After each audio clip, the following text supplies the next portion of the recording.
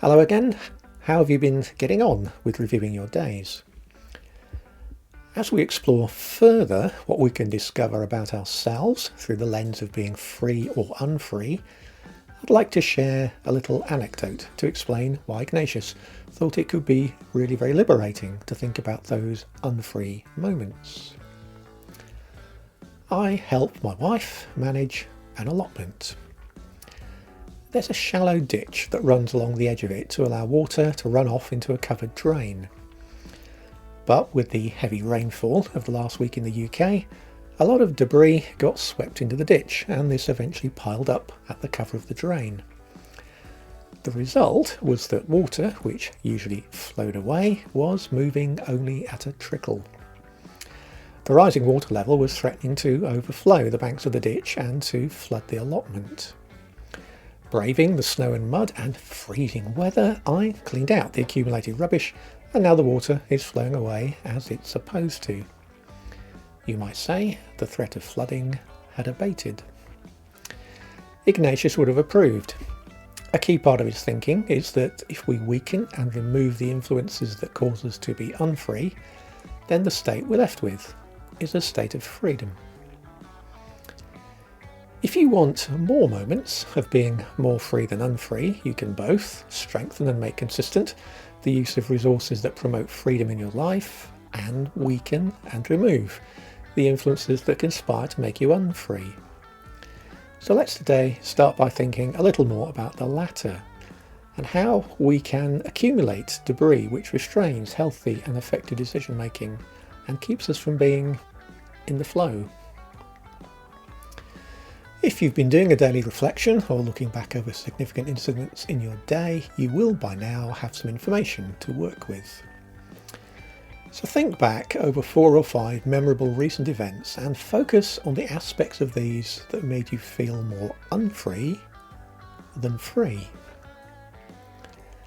In the last video, I described being unfree in terms of being compelled, driven or deflated.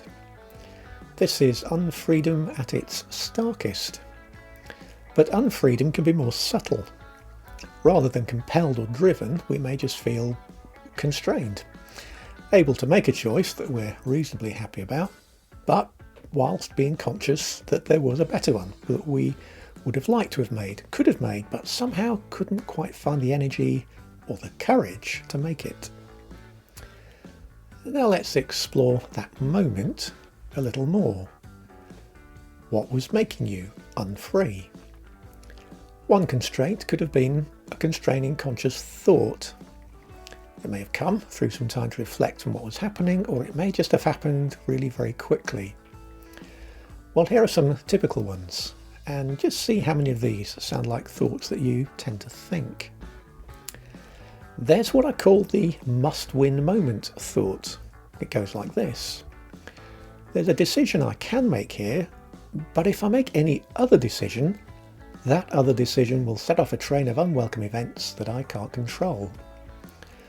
I call this the must-win moment after a famous exchange between an interviewer and a Premier League football manager. The interviewer suggested that, less than halfway through the season, the manager had just been part of a must-win game. The manager wasn't impressed. You mean if we'd lost that, it would have been the end of our season, and all we had to look forward to was the long, slippery slope to relegation? A nice riposte.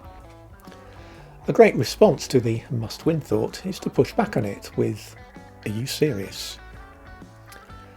Have you recently had an unfree moment influenced by a must-win thought?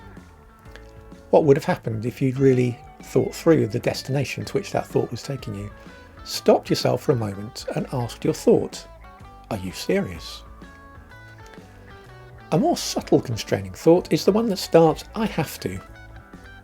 How does the thought, "I have to," make you feel?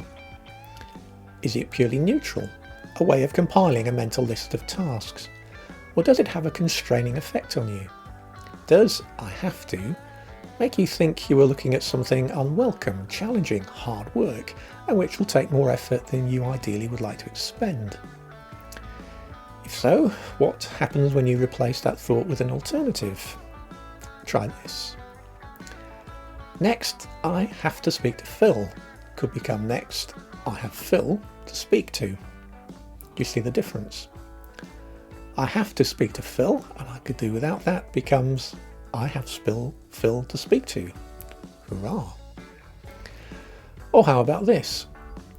I now have to email 9 clients about a proposal. 9 clients could become I now get to email 9 clients about a proposal. Not bad.